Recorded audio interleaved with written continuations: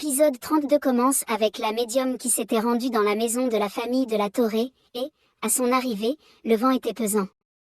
Tout le monde était là, debout, à attendre que ça commence. Garda, Alice et Onusa tenaient en main des bougies allumées, quant à Tatiana, elle était assise en face du piano, avec un regard vide et abattu. Quant aux domestiques, elles étaient toutes là, debout, à tenir des ançons. Puis, la domestique qui travaille pour Camilla leur dit que l'ambiance était tellement pesante qu'elle avait peur de tout ça, elle leur dit qu'elle ne pourra pas assister, puis, elle s'en va, de façon précipitée. De l'autre côté, Vito, le père d'Elias, et Elias lui-même étaient à la recherche, dans la forêt, des mains, quand, à ce même moment, ils aperçoivent Vito qui leur dit que Juan Felipe était accompagné de la police. Quand ceci arrive, Juan Felipe leur dit qu'ils ont appris qu'ils étaient ici, à la recherche d'Emma.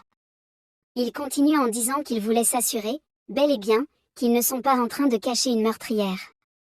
Mais Elias, convaincu que tout le monde est en train d'accuser Emma à tort, dit à Juan Felipe que Emma n'était pas une meurtrière, et qu'il devrait arrêter de dire ce genre de choses. Et Vito se met face à Juan Felipe, lui disant de ne pas leur prêter des accusations aussi grandes, car eux, ils ne cachent pas Emma. Mais Juan Felipe, entêté, leur dit qu'il n'a pas le choix que de les accuser, car, continue-t-il, qu'ils sont venus dans la forêt chercher Emma alors qu'ils n'ont même pas signalé cela à la police, alors qu'il ne les en veut pas, alors qu'il ne lui en veut pas de soupçonner qu'il puisse cacher le corps d'Emma. Juan Felipe continue en disant que, de toute façon, quand ils vont retrouver Emma, c'est sans attendre quoi que ce soit qu'elle ira directement en prison. Après avoir dit ces mots, ils s'en vont, et Itoa leur dit qu'il va aller garer la voiture pour qu'eux aussi s'en aillent. Mais pour Elias, la recherche n'était pas encore terminée. Puis il propose à Vito et son père de continuer de chercher Emma, car il est sûr et certain qu'elle pourrait être ici. Mais son père lui dit que la forêt est tellement grande que ça serait compliqué de trouver Emma sans avoir une once de piste, continue en disant que Vito et lui étaient déjà venus dans le passé ici faire des recherches, mais qui n'avaient presque abouti à rien, car la forêt était très grande. Et Vito lui, essaie de convaincre Elias que Emma ne pouvait pas être dans cette forêt. De l'autre côté, la médium était en train de faire son travail, puis la médium leur demande de s'attraper main dans la main afin qu'elle puisse commencer ses incantations.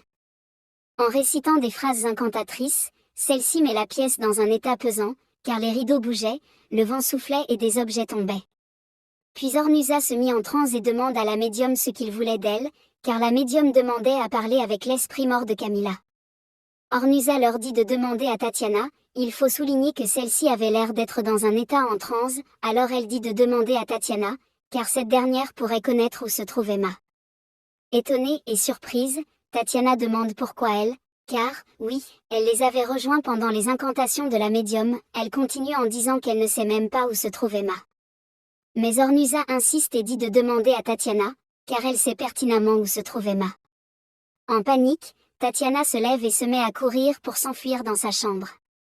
En arrivant dans sa chambre, Tatiana aperçoit une femme couverte d'un voile blanc, habillée en robe de mariée, prise de peur, celle-ci essaie de comprendre ce qui se passait, et se mit aussitôt à pleurer. Quelques minutes plus tard, la femme s'approche encore de la fenêtre de Tatiana, lui demandant où est Emma et où elle l'avait cachée. En pleurant, et surtout en panique, Tatiana s'en va sur son lit et se couvre avec la couette, en pleurs, elle dit à cette femme qu'elle ne savait pas où était Emma, et que ce n'était pas elle qui l'avait enlevée. Quant à ce même moment, sa famille arrive, la trouvant dans tous ses états, et lui demande ce qui se passe. Celle-ci leur dit qu'elle a vu la mariée tueuse qui était juste devant sa fenêtre. Après qu'Alice ait vérifié les portes et les fenêtres, celle-ci ne trouve rien. Alors Garda rassure sa fille et la prend dans ses bras afin de la calmer, car Tatiana était en panique totale et n'arrêtait pas de dire que la mariée tueuse était là et qu'elle voulait la tuer. De l'autre côté, dans la forêt, la nuit était presque tombée, et Juan Felipe accompagné des policiers était toujours à la recherche d'Emma, puis ceux-ci lui disent de rentrer déjà, car la nuit était en train de tomber. Alors Juan Felipe leur dit que demain ils reviendront encore pour la chercher, car, ajoute-t-il, qu'il faudrait qu'ils la retrouvent afin de la mettre en prison. Mais Louise, qui était présente, demande à son père s'il est vraiment prêt à arrêter quelqu'un sans avoir mené une quelconque enquête et avoir des preuves qu'elle serait vraiment celle qui a tué Justino.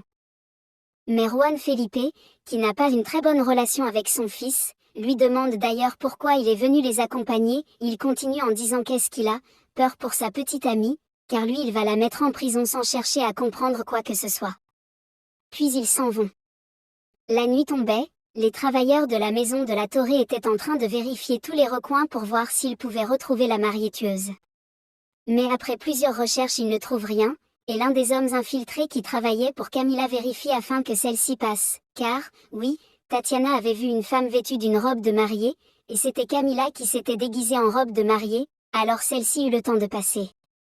De l'autre côté, dans la forêt, Elias, Itoi, Vito et le père d'Elias étaient toujours à la recherche d'Emma. Puis le père d'Elias dit à ce dernier qu'il se faisait déjà tard et qu'il était temps pour eux de rentrer. Mais Elias essaie d'insister afin qu'il continue la recherche. Mais pour Vito il est hors de question, car la nuit était déjà tombée et que ça serait dangereux de rester dans la forêt, alors il suggère de rentrer. En partant, Elias essaie de traîner les pas derrière et dit à son ami qu'il retourne chercher Emma dans la forêt, car ajoute-t-il que cet endroit était beaucoup trop dangereux pour la laisser seule. Mais son ami essaie de le retenir. Quand celui-ci a l'air un tout petit peu discret, Elias s'enfuit rapidement à la recherche d'Emma. Quelques minutes plus tard, on voit Elias en train de chercher Emma en appelant son nom dans l'espoir qu'elle le repende. Pendant ce temps, Emma était toujours dans cette sorte de grotte, essayant de se détacher des cordes qui avaient entravé ses mains. Voyant que la femme couverte de voiles de sang s'approchait d'elle, Emma se précipitait de se détacher les mains afin de prendre la fuite. Elias, lui, entendant des pas, des bruits bizarres, prit peur et se dépêcha de sortir la lampe qui était dans son sac afin d'éclairer le chemin. Camilla, elle, s'est également rendue dans la forêt à la recherche d'Emma. Quant à Emma, elle, envahie de peur, peinait à courir aussi vite qu'elle pouvait afin d'échapper à cette femme couverte de voiles et de sang. Puis, après quelques longues minutes, Emma pousse un cri, ne sachant pas que c'est grâce à ce cri qu'elle se ferait retrouver quelques minutes plus tard par Elias. Quand cette dernière voit Elias s'essouffler et ayant retrouvé un réconfort, un visage qui lui est familier, celle-ci s'affale dans les bras d'Elias en pleurant.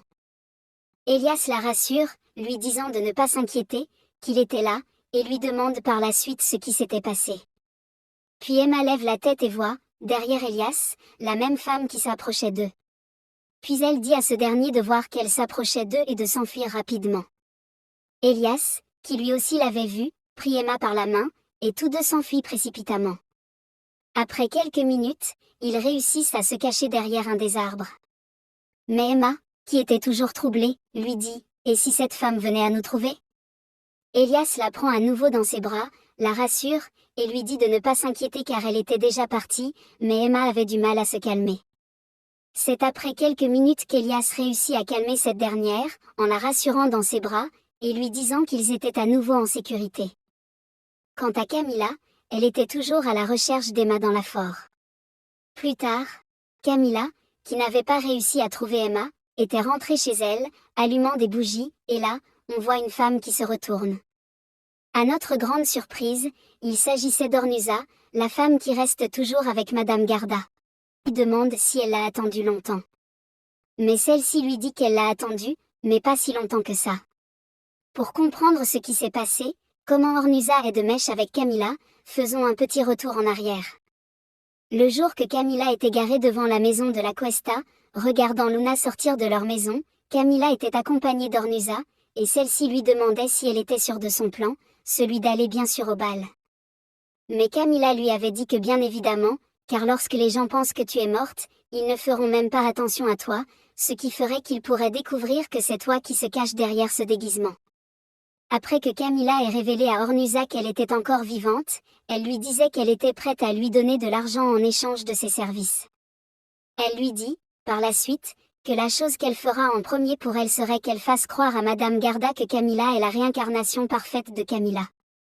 Alors, si vous vous souvenez, le jour que Madame Garda était allée poser des questions à Emma pour savoir si elle connaissait vraiment Camilla, c'est Ornusa qui lui avait suggéré les questions posées à Emma, car elle savait d'emblée qu'Emma connaissait ses réponses.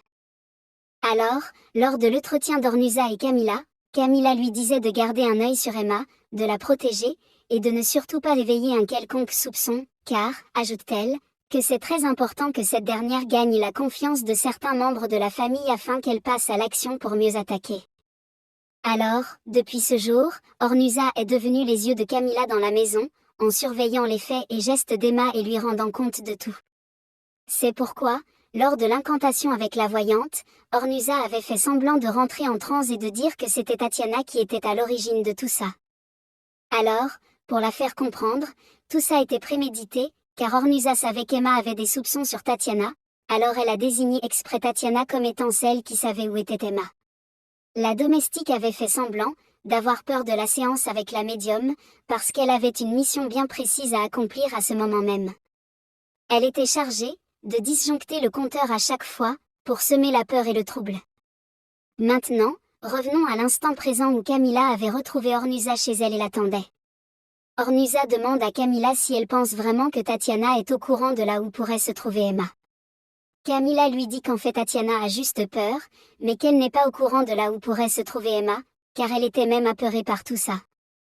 Alors Camilla continue en disant que si ce n'est pas Tatiana qui a enlevé Emma, cela veut dire que c'est quelqu'un d'autre qui a enlevé Emma. Ornusa, voulant faire prendre conscience à Camilla de la dangerosité de son plan, lui dit qu'elle devrait certainement revoir sa stratégie et surtout sa façon de faire, car, ajoute-t-elle, Emma est certainement beaucoup trop jeune pour s'impliquer dans ses projets, dans ses stratégies de vengeance. Mais Camilla, comme à son habitude, se met à crier sur Ornusa, lui disant de retourner déjà dans la maison de Delator, car elle est convaincue que l'un d'eux sait où se trouve Emma, alors elle devrait garder un œil sur chacun d'eux pour découvrir la vérité. Puis elle donne les mots de la fin, quoi qu'il arrive, elle va retrouver Emma saine et sauve. C'est ainsi que l'épisode 32 se termine. La personne qui a tué Justino et enlevé Emma, serait la mariée tueuse? Aidez-moi à trouver les hypothèses dans les commentaires avant la grande révélation. S'il vous plaît, n'oubliez pas de vous abonner et liker. Merci beaucoup à vous, qui le faites régulièrement.